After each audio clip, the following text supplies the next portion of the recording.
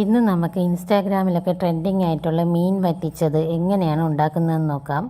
അതിനായിട്ടൊരു പാനിൽ ഓയിൽ ഒഴിക്കുക.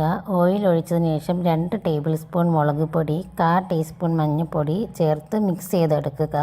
ഞാൻ ഈ പൊടികൾ ചേർക്കുന്ന സമയത്ത് ഗ്യാസ് ഓൺ ചെയ്തിട്ടില്ല. കരിഞ്ഞു പോവാതിരിക്കാൻ വേണ്ടിയിട്ടാണ് അങ്ങനെ ഞാൻ ചെയ്യുന്നത്. ഇല്ലെങ്കിൽ പൊടികളൊക്കെ പെട്ടെന്ന് കരിഞ്ഞു പോകും. ഇപ്പോൾ നിങ്ങൾക്കിത് കാണുമ്പോൾ ഒരുപാട് ഓയിലുള്ളതുപോലെ തോന്നും, പക്ഷേ ഇത് കറക്റ്റാണ് പൊരിച്ച് വരുമ്പോൾ. ഇനി ഇതിലോട്ട് ഒരു 1/4 ടീസ്പൂൺ ജിഞ്ചർ ഗാർലിക് പേസ്റ്റ് ചേർക്കാം. എന്നിട്ട് അതും നന്നായിട്ട് മിക്സ് ചെയ്തെടുക്കാം. ഞാനിതൊക്കെ നന്നായിട്ട് മിക്സ് ചെയ്തെടുത്തിട്ടുണ്ട്. ഇനി ഇതിലോട്ട് നമുക്കൊരു സവാളയുടെ പകുതി ചേർത്ത് കൊടുക്കാം. എന്നിട്ട് ഇതൊക്കെ നന്നായിട്ട് ഈ മസാലയിൽ വഴറ്റിയെടുക്കുക. ആവശ്യത്തിന് കറിവേപ്പിലയും കൂടെ ചേർത്ത് കൊടുക്കാം.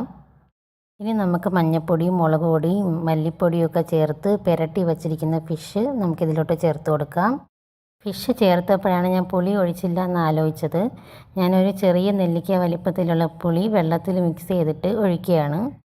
ഇനി ഈ മസാലയൊക്കെ നമുക്ക് ഫിഷിലോട്ട് നന്നായിട്ട് തേച്ച് പിടിപ്പിക്കാം. ഇതിങ്ങനെ ചെയ്യുമ്പോൾ ഈ മസാലയൊക്കെ ഫിഷിൽ നന്നായിട്ട് ഇറങ്ങിച്ചെല്ലും. നമുക്ക് അപ്പോൾ എല്ലാ മീനും ഈ മെത്തേഡിൽ തന്നെ പൊരിച്ചെടുക്കാം.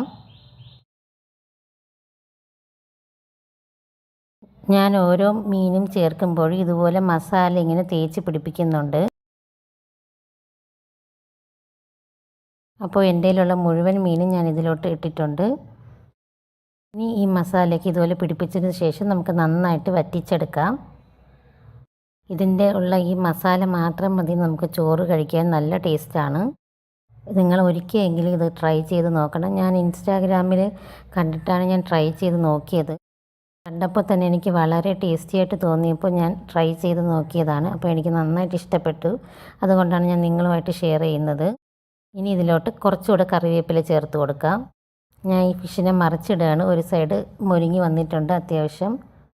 മറിച്ചിട്ടതിന് ശേഷവും ഞാൻ ഇതിലോട്ട് ഈ മസാലയൊക്കെ ചേർത്ത് പിടിപ്പിക്കുന്നുണ്ട്.